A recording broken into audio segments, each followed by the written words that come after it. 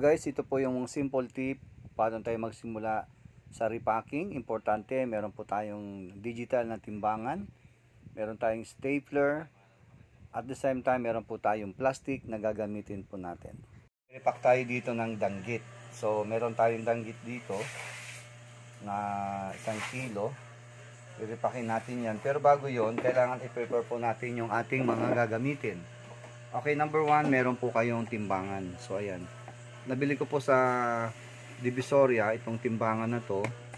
So ayan, meron po siyang digital po yan. Ayan, oh. So pwede pong ayan, per grams. Ayan. Oh, so pwede po. Ngayon may na-repack na po ako dito. Sample lang natin. Ayan siya. So ayan, 51 grams yung isa. Kaya kitang-kita po ninyo yung eksaktong timbang. Okay?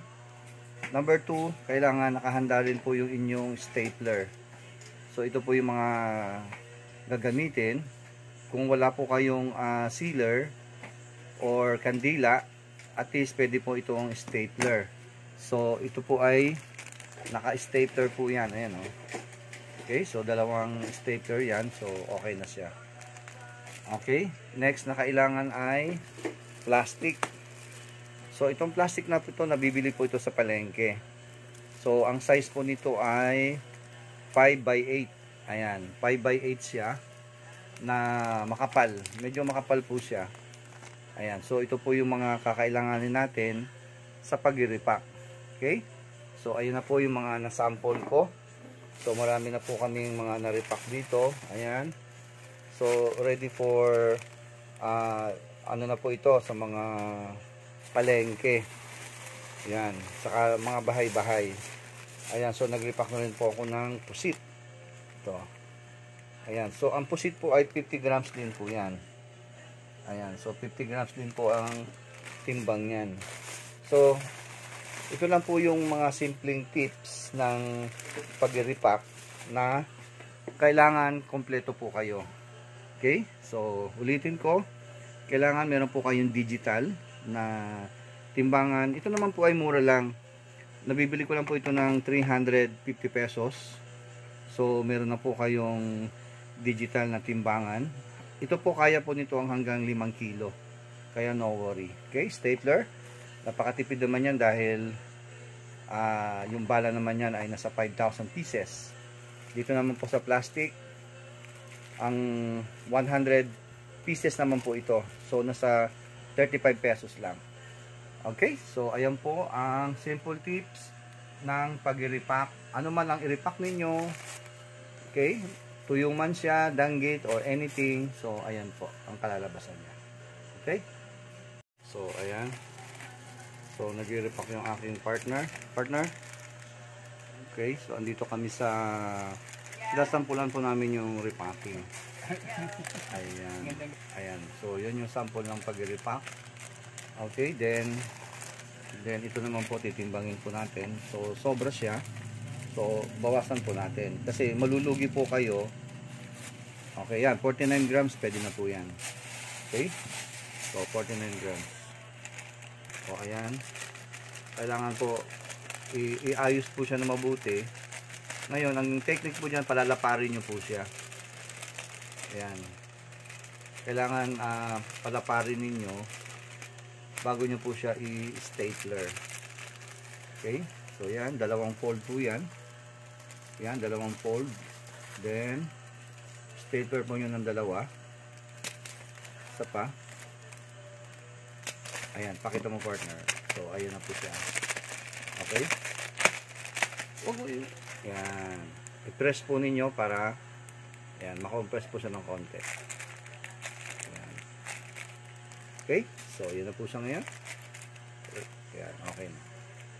So, ito po yung mga tamang pamamaraan sa pag-repack halimbawa ng pusit.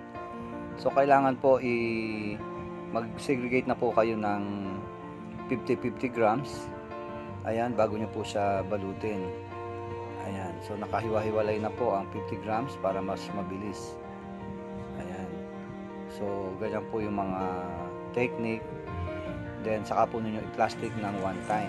Ayan, yan po ay tapyo, yung sap-sap na maliliit. Ayan, napakadaling i-repack yan dahil maliliit lang siya. So, ito po yung mga tamang paraan na kahit nasa bahay lang ninyo na ang gagawin, may bilao lang po kayo, ay pwede na po kayong makapag-repack ng mga paninda na pwede po ninyong ibenta. Halimbawa, sa harap ng bahay or sa palengke.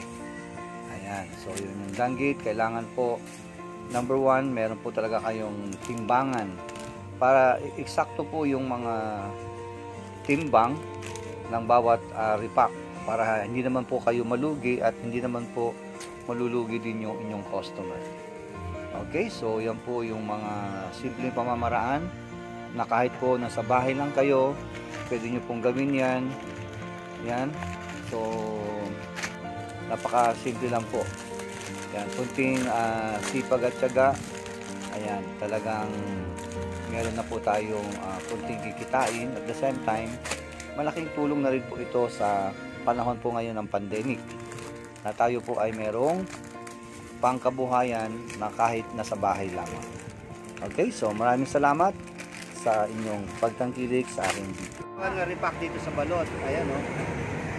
Ayan, si ate nag-repack. Kinakamada niya ng maayos. Ayan, yung tamang diskarte. Ayan, naayos niya. Ayan, scissor.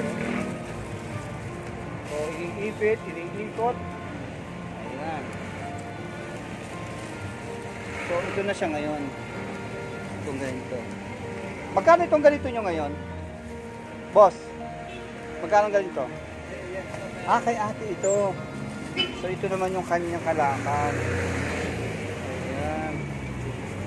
So, mukhang mga baguhan lang kayo, no? Hindi kayo yung mga original dito? Oo, baguhan lang kami. Ayun. So, ito yung mga discarding ngayon sa panahon ngayon. So, kailangan ay may tamang. Boss, magkano yung ganito mo ngayon? Per, 50 lang isa yan. 50? Wow, napakamura naman. Yan, sir. Ano yan? Pating natin yung pusit mo. Yan, yung pusit na to. Magkano dato? 40 lang. 40 lang yan? Masautat. Masautat kay Jokes TV. Ayan.